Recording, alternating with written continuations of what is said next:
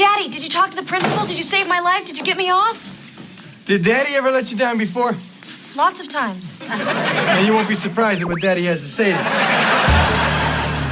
you. Let's rock. Thanks, Dad. Can I get a whooping?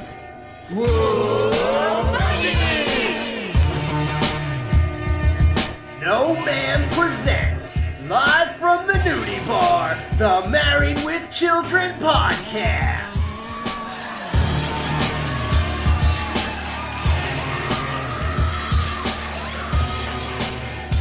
And here are your hosts, Jerry, Justin, and Al. What's up, guys? It's the Married with Children podcast. We can't dance, don't ask us. My name is Al. I am joined by the guy who might be a nerd, but at least he's not poor, Jerry. What's up, Jerry? I mean, I wouldn't consider myself rich, but I'm definitely not poor. I didn't have to eat ramen this week. Well, there you go. See? I'm always telling the truth. And the guy who actually, with the $20 he's got, he'd be a king in Borneo, Justin. What's up, man? Damn it, what's the joke with that? I know that one. It's just a random line. Okay, because he found out there's not something in Borneo. What was Found out $20 does not make you a king in Borneo. Oh, yeah, okay.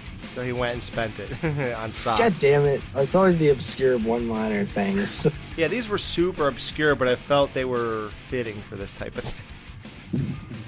I think you just intentionally want to make me look dumb, so some of the shade goes away from Jerry from time to time.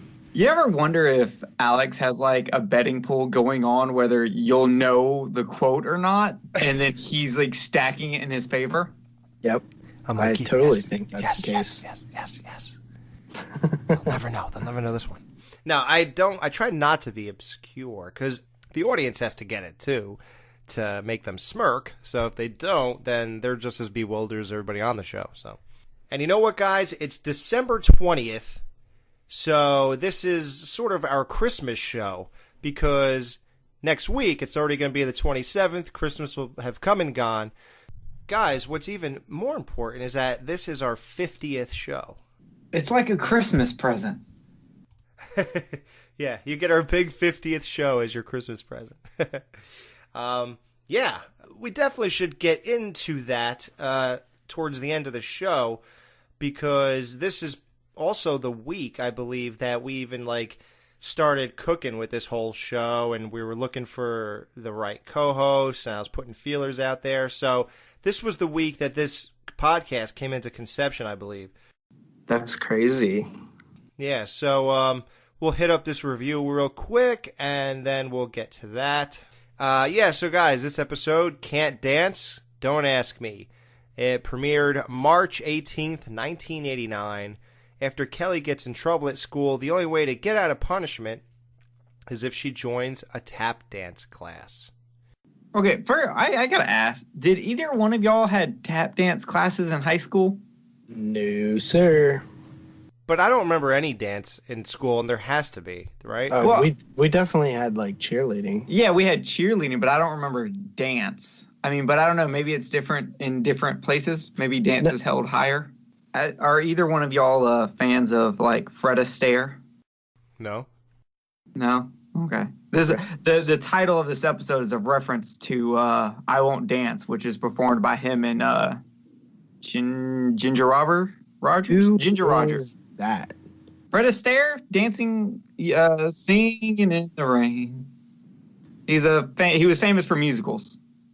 Okay, yeah, I've heard of that person. I have no idea. It's like some famous people, you just never know what exactly they do, but you just keep hearing their names forever. But yeah, that's one of them. You should at least know him from Singing in the Rain. Even if you haven't seen the movie, you should at least know him hanging off the light post while it's raining. No. Here's the thing. If you had hit a bunch of names with what they did and have to match it, I might not know that. Wow. Okay. Isn't that weird? Yeah. Did you guys know that smoking could be good for you? I saw that they were doing research over in North Carolina about that. Yeah, I believe it was a man. Yeah. Yeah. So there's hope. Cher to wed 21-year-old alien. Well, good for her. Hey, Peg. Oh, good. I caught you on a break. 2 months ago, I bought 20 pair of socks. Now I got 20 swinging singles with only one complete pair. Holy shit, how did I never put that together? Yep. They gave it to you. They're literally, I don't know if I want to say it, but they give it to you right before the sock things. They mention, they literally are like, Cher to wed 23-year-old alien, and then they talk about the socks, and I don't put it together, and that's like one of my favorite episodes ever. Yeah, this is totally alien to me. I don't know what you're talking about. Oh, Yeah, what the hell are you talking about? Oh, you'll see it. It's in like season, 5? What season is that? I don't. That happens. Oh, I love that episode. That's like my go-to episode. Now, could his socks be like Justin? What do you think? Why do you think they're missing? Is it aliens? Is it Oprah? Geraldo? I still don't know what happens to my socks. Like, it's one of those things that's like, oh, like an age-old, like, you know, funny thing, like, oh, socks always disappear and stuff. But like, I truly believe that like they do get lost somehow, and it's like, where the hell do they go? Like they can only be in your bedroom, the bathroom, or the laundry room, right? Where could they be in between? I just feel like if I ever took a dryer apart, like somehow inside the dryer would just be like socks, like just like whoa, why are you blaming the dryer? How do you know it's not the washer machine? Like that episode of South No, Park. it is very the whole sock thing in this episode is very weird, and I'm kind of mad because in my notes I wrote down at the bottom, I'm like, they never really answered the socks things besides like the women looking at each other, and now I'm pissed because I'm like, now I know why they're gone. I just don't know why the women were looking at each other like they know. What could be possibly accomplished by these women making their husbands lose their socks? Like, what could possibly be the benefit here? Yeah, what kind of deal do they have with the, you know? Oh, right. Maybe they supply fuel, so maybe they get something in return. Yeah, what? Like, I don't understand what they're doing. And why is it at this point, like, and it's almost kind of funny because the socks are like in different grades, and Al's is like top grade. Yeah, I like how Al buys socks instead of getting a package of white Hanes socks or whatever. He goes and gets designer socks for every single Did you notice that when they looked at everyone's socks in the auditorium, everyone had like designer socks? Well, that's for the joke, though. It is, but that's why they're explaining it that Al, like, it works in with Al. Yeah, it doesn't work because how would you know you're missing the other sock? To you just have less socks if they're all white. Maybe there is a chance that over at what's that place called? Bob's pre-used socks and stuff. Maybe they can't resell the white ones, and they only resell the color ones because they hold up better. They show less stains. It's easier to resell them. And what would be the benefit to the women just taking one of the socks? Like, why leave the other one? Like, it's just, and then that brings suspicion. People notice that one's gone. I mean, if you took both the socks, then nobody would know anything. Maybe it's easier to deal with the suspicions from the husbands than it is for the other ones, and they're creating a false sense of supply and demand. People are going to think they're on an acid trip listening to this show so far. Only because we're not saying what we... Like, only the people who, like, have seen that one episode much later in the series are going to know what the hell we're talking about. Oh, so Yins are referencing some... I was like, I'm sitting here like, what are they saying? What's funny is me and Alex have kind of talked about it on the show before, but we always just stop before we get to it. But we're trying to only go from where we are and then back with conversation. Yeah, that's fine. I like that. Okay. I'll stop mentioning it. Well, for this topic, guys, I'm going to do something I don't normally do. I'm going to jump ahead really quick. Play a clip that transpires, I'd say midway through the episode, and we got to talk about some things here, because the whole sock thing is kind of weird, so we should, put it to bed earlier on in the episode so we don't talk about socks the whole time. How come Al has so many socks? Well, last night, after Al learned that a man with $20 is not a king in Borneo, he went out to buy some socks at Bob's pre-owned socks and stuff. He is on this weird sock quest, and he just won't believe that I don't lose them on purpose. Does Steve blame you when his socks disappear? Oh, Steve never loses a sock. He pins them together before I wash them. Okay, so before we even get to the socks, the Borneo joke. Okay, so first of all, Borneo is like a giant island in Southeast Asia. Why Al thought he would be a king or a rich or whatever really doesn't make any sense, because the conversion rate for money is 20 of our dollars is like 17 of theirs. It's like 85 cents a dollar. So it's just more absurdity that Al thought it would be anything. Like, what do you think it was going to be? You know, like, he thought 17 of their dollars is like, what, 3,000 of ours? Like, I don't know. So, that's pretty funny, though. So, the socks thing, Peg right there says, Marcy and her are alone. There's no one listening in. Al's not home. No one's home. And in private, she says to Marcy, he thinks that I'm losing them on purpose, which makes the end joke make no sense whatsoever. And I'm going to point out then, because we have to save some sock thing for the end, but I'm going to point out something that Marcy says that also the ending, it's like a weird plot hole that they wrote in. I don't even understand. Doesn't make it any less funny. It's just that it's completely flawed. But anyway. Mom, Dad, big news at school today. All the guys losing their socks while the girls at home giggle fiendishly? Mom, big news at school today. The tap dancing club was doing a recital in the ghetto. Now, apparently, all the gangs banded together and attacked their bus. They couldn't figure out why, but it seems that someone spray painted a slogan on the side of the bus that said, "We may be nerds, but at least we're not poor. Ha, ha." That's terrible. Who would do a mean thing like that? I'll give you a hint. She lives here, has white hair, and misspelled ha, ha. Yeah, how do you misspell ha-ha? Did you put H-A-W, H-A-W? Now, how does she misspell ha-ha, but she gets words like and least and poor and nerds? And aren't. Aren't, that's a contraction. Right. And may.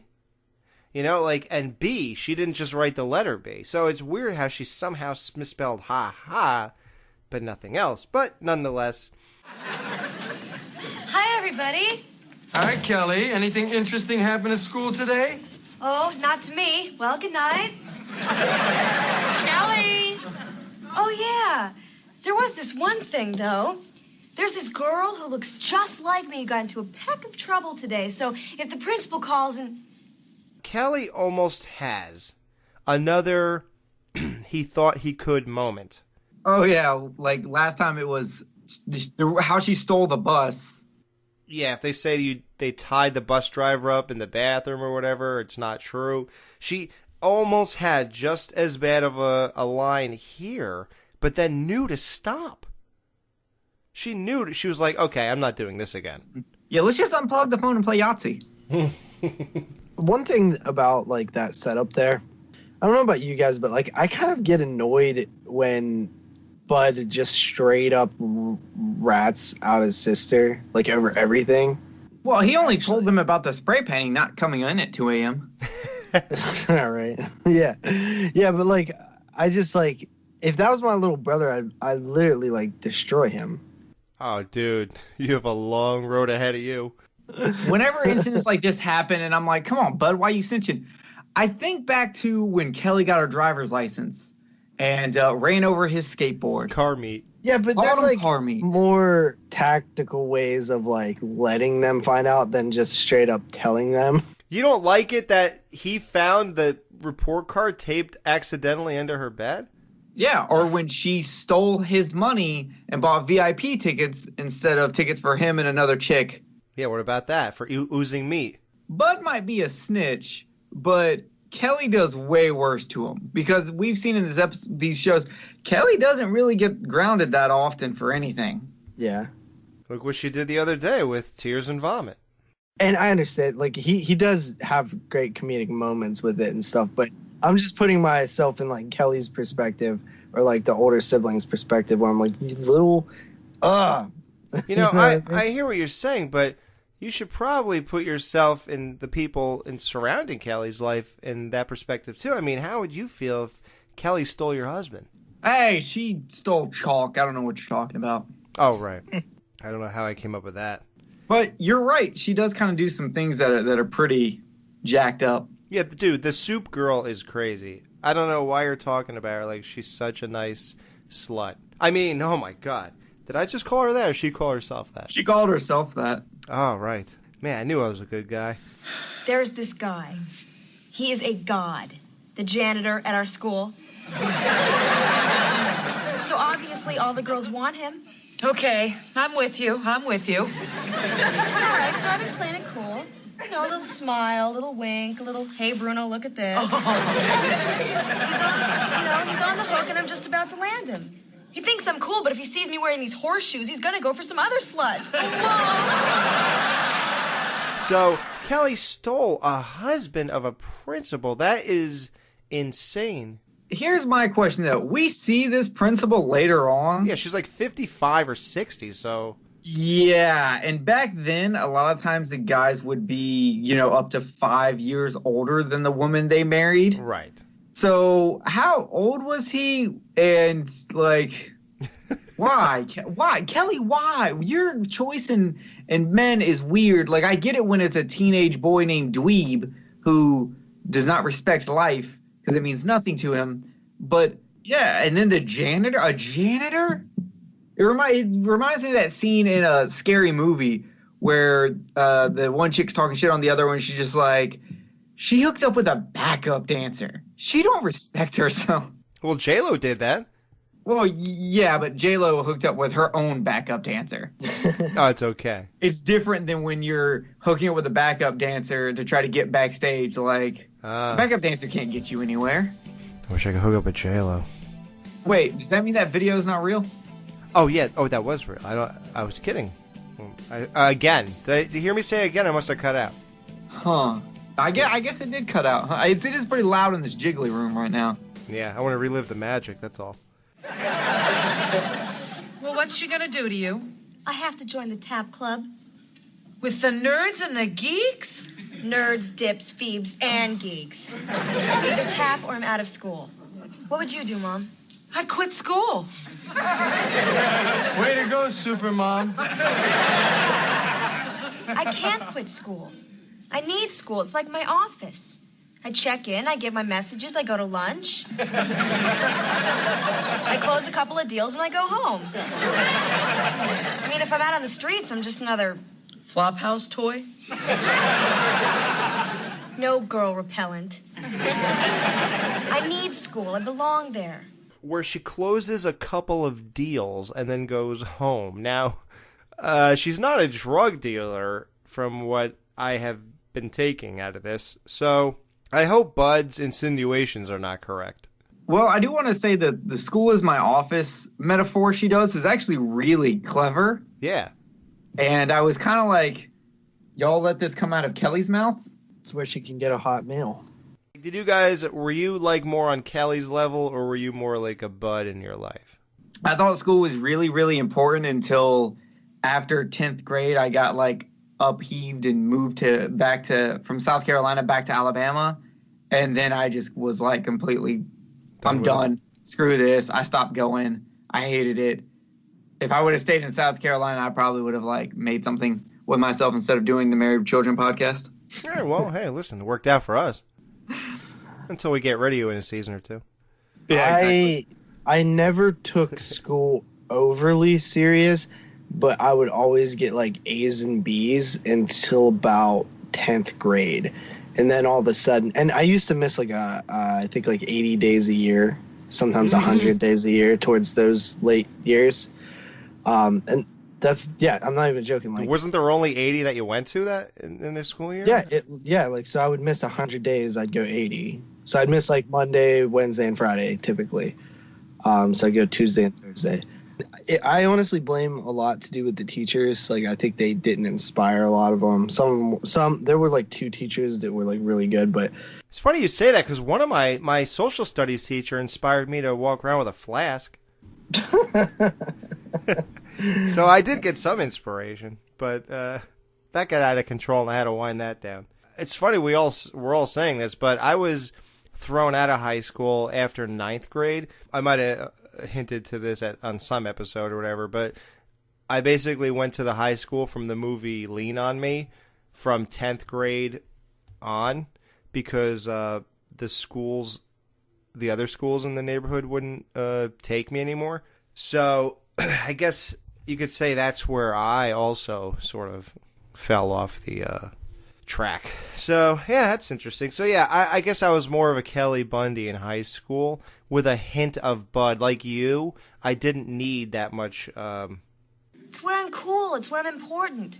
It's where I can get a hot meal. But if I tap, I'll be branded as an ortho.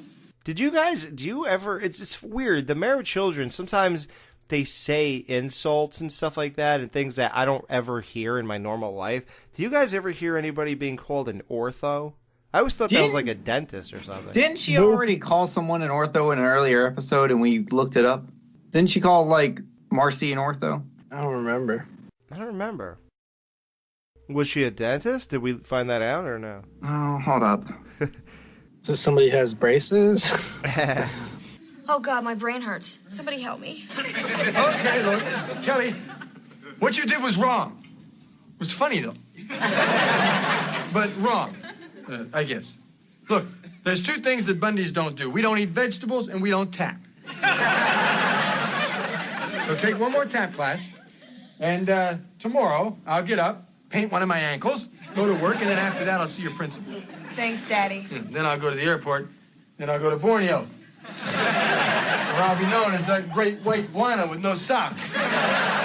Like, literally, Kelly is getting such support from her parents in the most screwed up way. Peg's telling her I would just quit high school. So she's not even saying, well, Kelly, you have to do this. It's part of your thing, you know. Al isn't saying, you know, you have to learn your lesson here. He's saying, no, this is not happening. Like, what do you think of that? In the most deranged way, Al and Peg are sort of being really supportive parents. Did you guys find that, like, the dichotomy of the whole situation to be unsettling? I don't really expect anything different from them. So it didn't seem weird or anything to me. It seemed completely normal. Yeah, because they do that all the time where they, like, put up this small, tiny front at the very beginning, like the first sentence they say. And then as soon as they're done with that sentence, they go right back to not caring. All right. Well, Jerry, now you're very inspired, not from your teachers in high school, but from Steve. Are you going to start pinning your socks together? Hey, he's the only one with socks. That was so funny. he's got this down. But what's weird about it is even though he seemingly has it down because he pins his socks, Marcy still gave the secret nod to all the women in the auditorium as if she is doing her part in this conspiracy. I didn't see her do a nod. I guess I missed that. Yeah, she's part of it. Also, ortho means straight, upright, right, or correct. So calling them ortho saying basically they're goody two-shoes. Okay, that works. I think like dance kids and tap kids and band kids, I guess in high school, I always thought they were odd for being so involved. Like, why are you wasting your time with being involved with things? Like, I never understood that. I mean, that sounds crazy, right? I sound like a total, like, degenerate. It makes sense to you now, though, doesn't it? Should I have done that stuff? No. Just wasting 4 or 5 hours of your week on a hobby that doesn't get you anything. Right. I am familiar on some level, yes.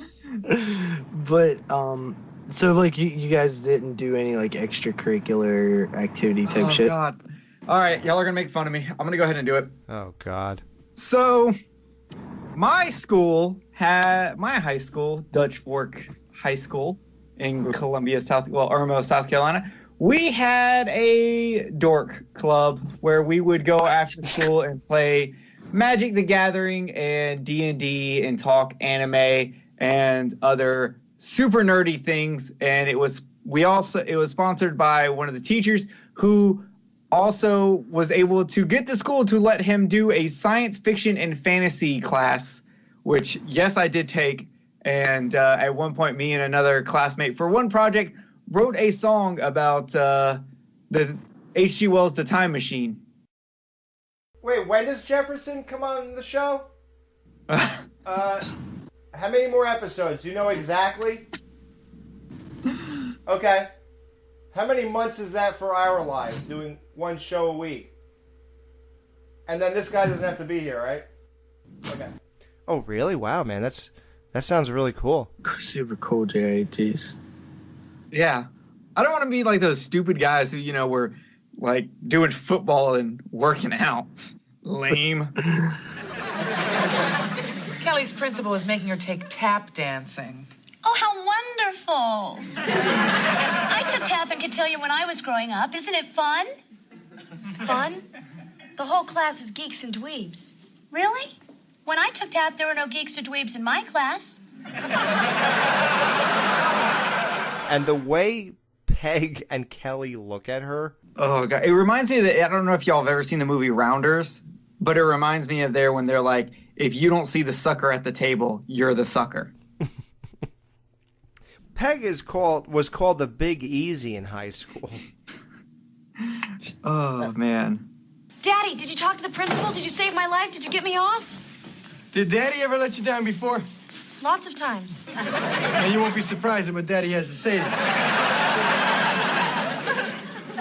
I went into Mrs. Wicker's office and had it out with her man-to-man. I forgot how much she hated me. Peg, she remembered you, too. She called you the Big Easy. Well, we get into it. I called her Big Nose. She called me One Sock. And well, the upshot is I'm not allowed within 100 yards of the school until the night of your dance recital. I don't have to do a dance recital. You do now. Yeah, his whole look, his delivery, like Ed O'Neill is some kind of comedic genius or something. Like, I don't even understand. I feel like if I was given these lines, I would just make the show so bland and generic. And this guy comes out there and just knows exactly how to bring everything to life. Alex, if you were on a show and they set you down and they said, okay, this is the line you have to say and you gotta sell it. Right. Boy, I'm hungry. What do we got in the fridge? A milk carton with a tree growing out of it. Well, chop it down, cook it up. And Alex, you have to respond with, well, chop it down and cook it up. Do y'all think y'all could deliver those lines? Oh, yeah. As good as them, or just you could say them? I think I could sell it enough that nobody would see it as a glaring problem on the show. I know I couldn't say it for shit. I saw. Oh, yeah, we've heard your acting. Well, Don thought his acting was really good about the, I don't know, it's yours. Oh, yeah, I remember that. Damn it. So, okay, Justin, say to me, well, I'm going to say, is there anything for dinner or something? And you could say, there's a tree growing out of a milk carton. And what is the exact line? Well, chop it down and cook it up. Okay, go ahead, Justin. Justin is, I feel like we're like a gay couple or something. Was this the odd couple? Yeah. Justin, is there anything for dinner tonight? Just the milk carton with a tree growing out of it. No, chop it down and cook it up. That was terrible. It was so bad. Hey, listen, that's why we do the podcast, not the show. JP just falls right in the middle of it. Listen, that's why we're on this end of things. We need more rehearsal time, guys. Yeah, they got to study. Yeah, that's true. I didn't even get to look at the script. Where's the damn script? Well, Jerry's just trying to avoid the next thing we're going to because he's looking at his notes too. No, I'm fine with Steve tap dancing. Oh, you're fine with that, really? Yeah. Huh. He has a hobby. Oh, really? Yeah. This is the tap. It's better than guys who dress up in tights and try to throw each other to the ground. Is it? Yeah, because you know what? In tap dancing, most of the time they're tap dancing with women, not other guys in tights. So Steve could not look any worse with that towel wrapped around his neck. Number one, that almost ranks up there with the hat. Like, I don't know which is a scarier image.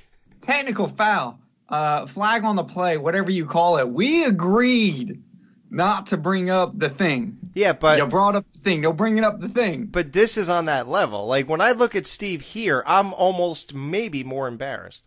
It is... What? Because he's wearing a towel because he's getting sweaty because he's showing a young girl how to tap dance? Oh, maybe you're right. Wow, she was... I'm just saying, he at minimum touched her hands. I wonder if he still thinks about that. Have you ever touched Kelly Bundy's hands? If I did, I'd still be thinking about it. Okay, then. Nowhere near as that one thing. Nowhere near as bad as the one thing. Well, before we continue to destroy him, how does Bud know the song Anything Goes? Like, first he knows Moon River. Like, is this guy just sifting through his parents' vinyl collection all day? You know what? We know what Kelly does with her available time. We don't really know what Bud does. Well, we're getting drips and drabs, and I'm actually wondering about him at this point. He looks at nudie magazines. Apparently while listening to old vinyls. He's kind of classy, except for the mullet. See, your problem is you're not tuned into the true spirit of tap and what tap can do for you. Now, tap can be your friend, you know, on those lonely nights when the cool kids don't invite you to their parties. Everybody else is out having fun, but you're home, studying, trying to make something of yourself so that someday you can own the best car in the neighborhood. Those mornings when you look in a mirror and you see a guy who's pretty darn good looking, but shunned because of his intelligence. But they'll be sorry someday, because everybody needs a car or a home loan, and that's when they come crawling on their bellies to me. So, I guess Steve, the school's pet peeve is worth something after all. So crawl, you paupers, and kiss my... What? Steve.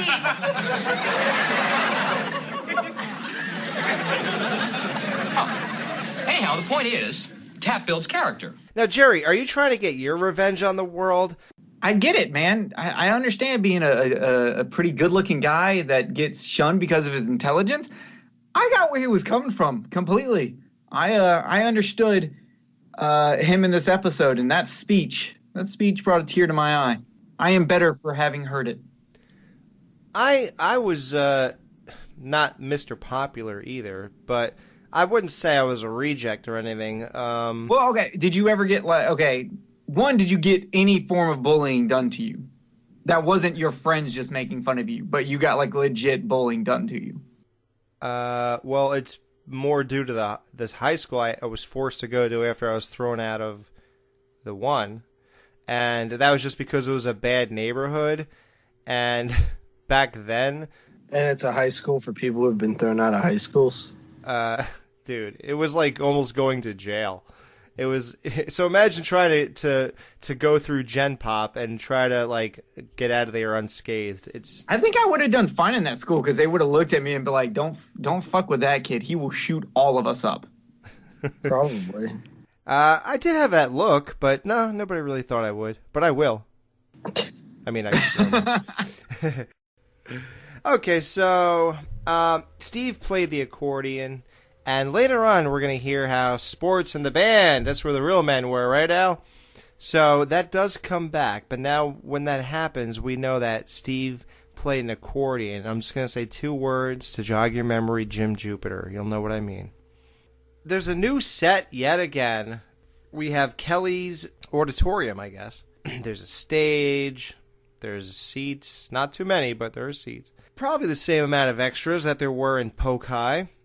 And so it's the whole auditorium, and now they're doing the recital. For a normal recital, there are a little bit more people, but not that many more people, but probably another 50% maybe. And so the first guy who walks off the stage is a total geek, and his name is Newberger, and he doesn't swallow. I don't know who obtained that information, but he spits in Al's face through his trumpet, I guess, when he was playing a trumpet. Even though he walked off stage, I didn't see a trumpet in his hand. What do you do, I think you called a goof. I think you called them slipping. Yeah, how does that make sense? Is that listed? Hold on, I'm about to see if that's listed under goofs. Yeah, where the hell was his trumpet? Yeah. So, Alex, you might want to go back and watch that. You might have caught a goof that's never been caught. There is a goof in this episode. We're goof catchers. yes. Who are you guys really surprised? Who goes more in depth on this show than we do? Even the people who do goofs on IMDb, they probably watch the episode. Ooh, I noticed something. They run over to IMDb. They got their account ready and they insert that. Yeah, there's none. You got there's a goof, but on IMDb there's none. What a bunch of clowns you inserters are. God, you'll never be at our level. I swear. I'm using that as a Damn diss from now on. inserters. Shut up, you inserter. The inserters over Wikipedia are the worst. Al compliments Miss Principal Wicker and telling her that she looks less ugly today. Yeah, he's not even trying. Like, I'm sitting here like, you know what? I think he really is about this Bundy credo they said earlier, where if one of us feels embarrassed, the rest of us feel better about ourselves. I think he's like trying to make it. Well, he does not care about his daughter's future at this point. He just wants to see it crash so he can feel better about himself. Yeah, he's not helping. The women, like we said, at this point they're doing the hide the socks thing. You know, they're giving each other the look. I can't say I had a sock problem, but I definitely am missing a few zip-up hoodies and some T-shirts, but I never had the sock epidemic, thank God. Then again, I wouldn't know. I only wear white socks in the winter and fall and all that, and black socks in the summer if I'm wearing shorts. Wait, why? Can you explain that? Like, what's the difference? Well, I have sneakers where, like, I wear the same thing. I'm almost like a TV character in that way, like a Simpson or something, where I wear the same thing every day, but it only pertains to sneakers. I only wear the Nike Air Force 82s for when I wear jeans, the white sneakers. And I only wear a pair of white sneakers with a black Nike stripe on it in the summer. So the black socks look really good with those. Okay. I was curious. I thought it was like something important, like it was a weather thing or something. But no. It just goes good with that. So Bruno couldn't look grosser. I mean, I'm a guy and I really shouldn't be judging guys, because whenever you do that, people go, oh, well, who's a good-looking guy? I can name tons of good-looking dudes. Steve, Yeah, like me. Not like you. I'm not. I mean, I got bad eyesight, but not that bad. So, yeah, he is just the creepiest, grossest looking guy. I mean, the hair, the black guinea tee, the pants, the mop. If someone would have came up to me and been like, "Hey, it's Cobra," I would have been like, "Yeah, that makes sense, Kelly." Like, this definitely kind of looks like the kind of sleaze, especially if you compare it to that episode where her and that dude were going to go get matching tattoos, and he looks so normal. Brian. Yeah, compared to, like, all the others we see. But I'm still just, like, a janitor? Like, when has a janitor ever been cool in a school ever? Like, when the Domino's pizza driver truck guy left. I guess that's true. But yeah, I just thought that was weird. And then he was like, that violates my parole. And I'm like, okay, then shouldn't Kelly not be into you because you don't want to break the rules? Like, I understand, like... No, he's been to jail, man. He's cooler than you. I'm sure he learned to dance in jail. Because you definitely had to get taught to do what he did. Yeah. Were you jealous of his hair, just to be honest? No, I'm not into the long ponytail pullback thing. It looks like he put too much grease in his hair. This isn't the 1950s. Well, Justin's happy because Kelly and Bud have a moment. It's cool when they're talking, and Kelly... The reason this is cool, I hate to be so introspective or whatever, or like so real about this, because this is a comedy, but the reason it's cool when Kelly and Bud interact and Kelly talks to Bud the way she does is because you don't know this, or maybe you do, but nobody thinks about this. There are people in your life, or our lives, who talk at us and not to us, because they don't think we're on their level. They just think they're superior for whatever reason, that you're inexperienced and whatever. Like if you get a new job, you usually get talked at and stuff. And people, then you could see them walk over to their coworkers who they've started the job with and been with for 20 years, and they talk to them, and you could tell there's a different kind of thing going on. Now, when Kelly and Bud talk, Kelly doesn't talk at Bud. When they have these moments, she talks to Bud as if he's really an equal and he's not on the outside looking in. They have this bond that is a true brother and sister bond that you really can't pinpoint or put your finger on, but it's there and it's so natural that we don't ever think of it. And that's what you've always been getting, and that's what you like about this, but you don't know why. And that's the reason. When they have these moments, they talk to each other, and they're both on the same page, and there's that kinship and that closeness.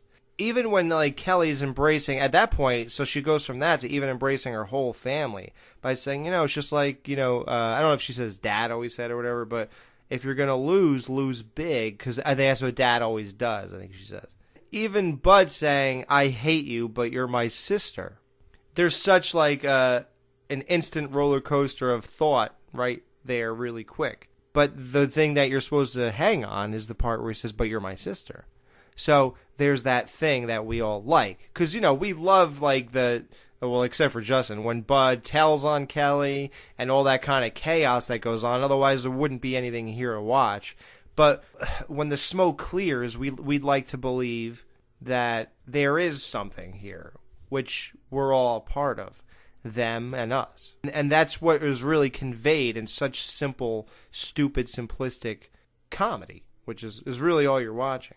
So that's the connection that we all have. So it's cool they do that. Kelly has this idea. She threatens a girl about her hair. Hey, do you want your hair? Do you want to keep your hair? Yeah, like, I like how Kelly's so threatening that the girl just does, she's just totally submissive. Okay, well, what do I do to keep it? She's next, Bundy. Come on, Wicker. You're not really going to make my daughter go through with this, are you? Think back to when you were a little girl, roaming the range with the rest of the buffaloes. Scratching yourself up against a tree. Trembling to the sound of the iron horse. She dances or she's expelled. No charm in her, Peg. God. And the fact that Mrs. Principal Wicker actually listens to this verbal abuse from Al, and yet nothing changes on the prospect that Kelly is out of this horrible situation as long as she dances. Like, wouldn't you say, you know what? We're done. I don't care if Kelly dances better than Fred Astaire, or whoever you said before. She's out of here because of everything you've been saying to me. No, she dismisses all these insults from Al and still is just, everything rides on Kelly's performance. Like, how crazy is that? Wouldn't you think that some straw would break the camel's back at this point? Well, I was actually thinking the whole time, trying to figure out, like, is what the principal doing okay? Is she allowed to basically force give a student an ultimatum, join the tap club or you're expelled over what you did? Before our next act, please remember, we need you to contribute to our fund for a new tap club bus. And now I hope you'll welcome our final act, Miss Kelly Bundy.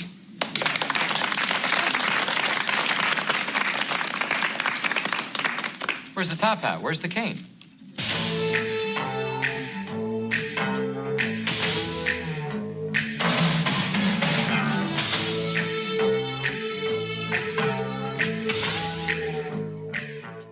Can you guys appreciate this at all? Like, except for looking at Kelly's legs and stuff, other than that, is there anything you're getting out of watching this dancing performance? I mean, I can recognize that there's skill involved, but I'm pretty much just looking at Kelly. Okay. I wish my wife was here so she could tell me if that was good dancing. I assume it was at least mediocre dancing. Wasn't Kelly? Didn't she do Dancing with the Stars? Yeah, she was on Dancing with the Stars. Listen, do you know what podcast I'm on? You don't think I know that? Wait, do you watch Dancing with the Stars? No. So she's a good dancer, huh? Huh. That's interesting. So, yeah, it's weird. A lot of actors and actresses are good actors, singers, and dancers a lot. Like, they do the whole... Like, I remember when I went to acting school for, 2 years, and they made me sing.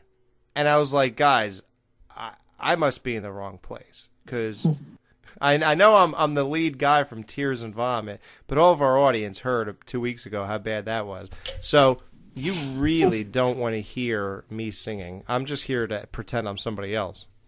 So, the audience gets completely aroused by looking at this, men and women, and it seems mostly women. Why? I guess you could just say it was a seductive dance, I suppose. I don't think it wasn't like dirty dancing or anything, but, well, maybe it was. I just don't recognize it. But it's good that Alan Peg were not turned on, because that would imply that their daughter turned them on. So that's kind of really a great decision, right? Yeah, dude. She's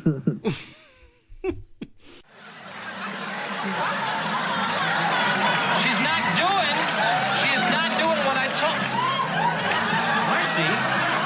Take me, Tap Master.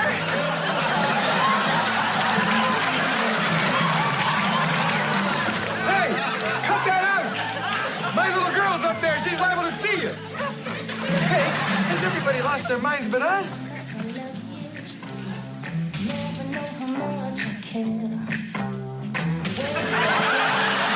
The weirdest thing happens. Now this Principal Wicker gets totally turned on. Even though Kelly stole her husband, and Kelly's 50% of what's turning her on. And she comes on to Al. So that must mean that she put up with Al's stuff because she had an underlying, attraction to him, and she kind of liked the abuse or something. And then she does this. Now, I don't know why, but my mind is really foggy. How far does this go, and how far does Al let it go, and what do you think transpired? Because I feel like she sort of crawled her hand on top of him, and then it just cut away. That's what I feel like happened. And then the next thing you come back, and it seems like they just went through a whole something I missed. Well, I mean, we know she bit her neck, and what I'm assuming is everyone just had a makeout session. It wasn't anything more hardcore than that. But she definitely bit his neck. And he allowed this. That's crazy. So, Bruno, for a guy who, literally was just asked to come over on stage without having any preparation, I mean, Jesus. The guy is an amazing improver. I mean, he hit every single beat the right way. So he learned it in jail. He even knew when to end the song. I mean, it's amazing, this guy. Hey, I just found out, though, there's a movie called Claudine's Return, where Christina Applegate plays a maid/laundress and a stripper in a small coastal town in Georgia. Nice. We have to review that movie on our Patreon. Yeah, that clearly for research, into how good of a dancer she is. Oh, absolutely. And guys, join our Patreon, because we finally, the Married with Children podcast finally has content on Patreon. I know a lot of you were holding out. I know you were dying to join and to throw a couple bucks so we have money at the nudie bar to put on that fishing line.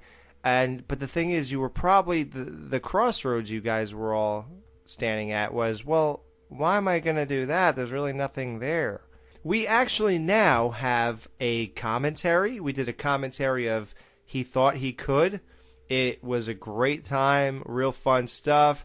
It's December, so we are going to do a commentary of the Christmas episode that we already reviewed, You Better Watch Out.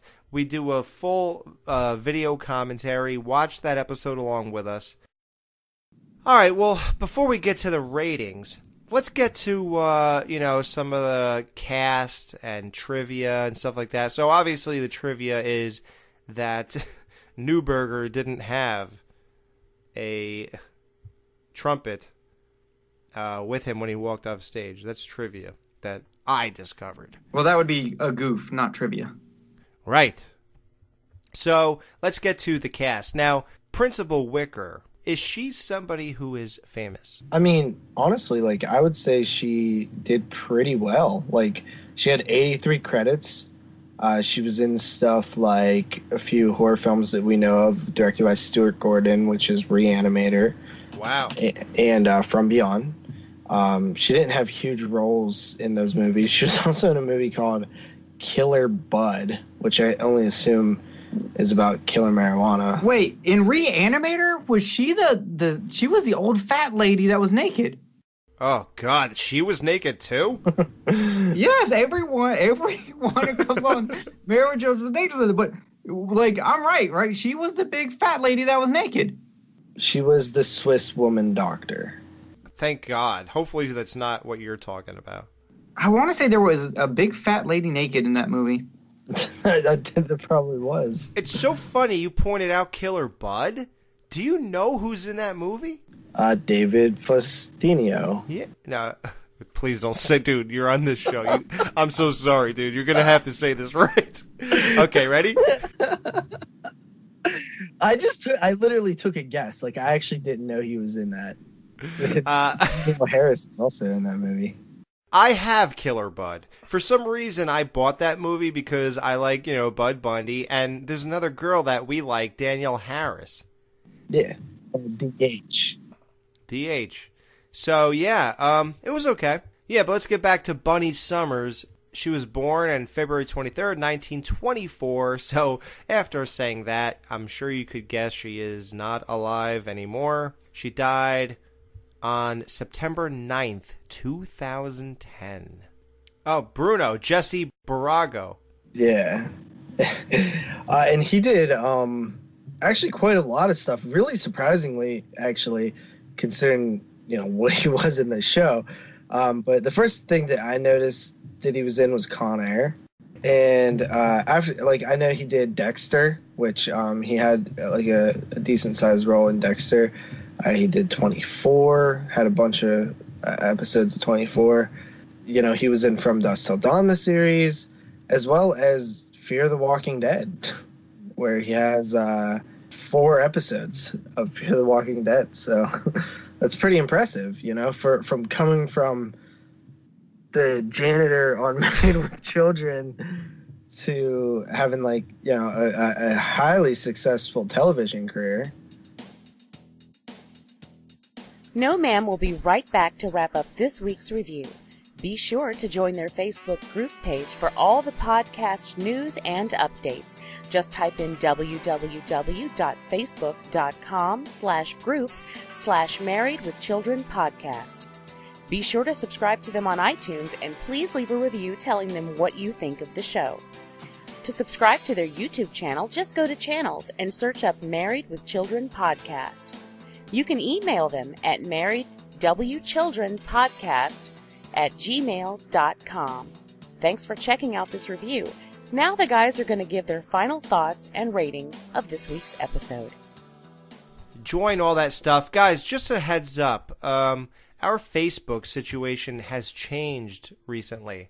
So we had 2 Facebook pages, but we've reduced it to the one Facebook group page because that's the one where you could be more interactive with us. We could like your posts. We could talk back to you, all that kind of stuff. And the other page we had was more of like... It was like straight promotion, while this one's more like of a community. Yeah. Like that one, what you post will never be seen by anybody on the old one. So we decided to eliminate that and just have the one where if you post something on it, it'll show up to everybody in the group and stuff like that. And everybody could talk back and we could talk and all that stuff. Yeah, it's a lot better. Facebook group pages are the way to go for stuff like this. So if you were a member of our other Facebook page, type in your phone or computer, Married with Children podcast, and see if you're still a part of it. If you're not, that means you have to join our group page. All right? So definitely do that, guys. Do not be lost in the shuffle. Now it's time to rate this episode. Can't dance, don't ask me. How many missing socks out of 5 are you giving this episode, Justin? This episode, I gotta be honest, like, I didn't overly care for this episode. I thought it was kind of bland, honestly. I didn't think it was overly that funny. There wasn't a whole lot of jokes at all. I really didn't like the tap dance setup, and I honestly thought Kelly's dance thing was kind of dumb. Coming in at 2.5 out of 5 on this one. Ooh, it strikes again. Yeah, you would think that if they're going to showcase, you would imagine that the conversation was like, hey, Christina, so the guys were thinking of a dancing episode. Do you dance? Oh, yeah, I could do a few steps. Okay. Now, if we have somebody train you for a week or two, do you think you could, like, do a whole thing here? I feel like you've had conversations using Christina Applegate's voice before. Oh, yeah. Oh, dude, I'm trying to live through her in any way I can. like I feel like you've done this before. Oh, absolutely. Okay, so if we're going to do this, this has to be great, right? It's not going to be just some blah, whatever, and we're going to sell the joke more than your dance, so don't worry about it kind of thing. And here it's like, no, the joke's more important. You know, the people getting turned on and falling below the seats is really the crux of this whole thing that we're building up to. Is that insanely funny? Oh, I'm sorry. I'm talking like I'm doing my review. So I'm sorry. So what is your overall thought here? I honestly didn't think it was overly funny, like I mentioned. I thought that the setup was kind of weak. I thought that the payoff was actually really weak. Like, I didn't really even get, like to me, it just doesn't make sense how that dance is like an aphrodisiac for the women in the audience. Like, I didn't really, like, they're turned on by Kelly, or like, because it's like the women. Is it the women? It's like the women that are mostly like, the way you'd have to assume, because even Steve was like more concerned with the fact that Kelly's not wearing the top hat, not doing it, and then Marcy just says, "Just mount me, you dummy," or whatever. And then and then he's totally in. He's like, okay, fine. Yeah. But yeah, it seemed to affect the women. I just think that this episode was like a step below in like all the avenues that we usually champion for a Married with Children episode. Yeah, I mean, the biggest punch was them getting up off the floor, I guess, right? Yeah. I mean, I did like the socks stuff. Probably my favorite line in the whole thing was like about Steve pinning his socks together. And as solid of a line as it is, that shouldn't be your funniest moment. Wow. Interesting. Okay, wow, we got struck again, guys. The 2.5 reared its ugly head yet again. Jerry, how many missing socks out of 5 are you giving Can't Dance, Don't Ask Me? I'm actually going with 3.5. I honestly think this episode was funnier than I thought it would be. I feel like you constantly have funny things going on, but this is one of those episodes where like it can easily miss your humor. Like, for me being a Steve fan, I loved the Steve scenes, but I could see how for other people, they would actually be like, this is not funny. 100% that part is just not that funny. They just don't care. But I think the whole episode's actually really funny. JP is right, though. The episode is a little sloppy. It's kind of a mess throughout the whole thing. Which is why it's not hitting a 4. And I give it's an average episode that I give a 0.5 for because of Kelly and Steve pulling off the dancing that they pull off. Right. Like, we point out how, like, good Kelly's was. Steve can really tap dance. Like, he was putting in work. Like, so. Yeah, tap dancing still sucks, though, so. I'm not saying tap dancing is amazing, but I have to give it up to someone who can do something like that I can't. Like, yeah, that's still a talent. And I'm sure it's done him well in the acting scene. Like, Amanda has told us he went to go back to do stage productions. Yeah, it couldn't hurt. Yeah. Yeah, exactly. So for me, it's an average episode. There's nothing I don't like, but it is a little sloppy. There are some jokes that really are not going to hit unless that's just your type of humor. But I give it that extra 0.5 as a, like, here's an appreciation to the actors for what they were able to do.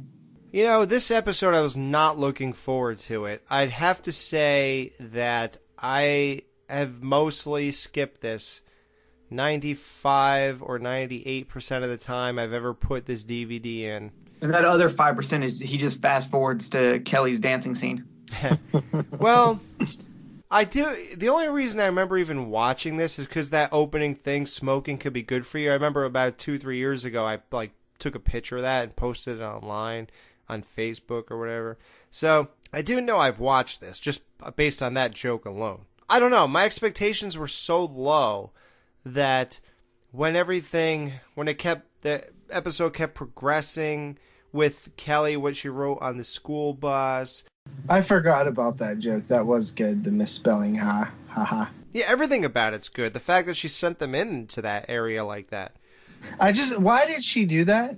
She could care less, and it's all about, well, good luck, losers. Have fun going into the ghetto with that written on there. I can't wait to see how that goes. You know, like, dude, as a teenager, man, I gotta say, I didn't think all that much through, and we know Kelly ain't thinking most things through. That's a little mean-spirited towards the people that live there, huh?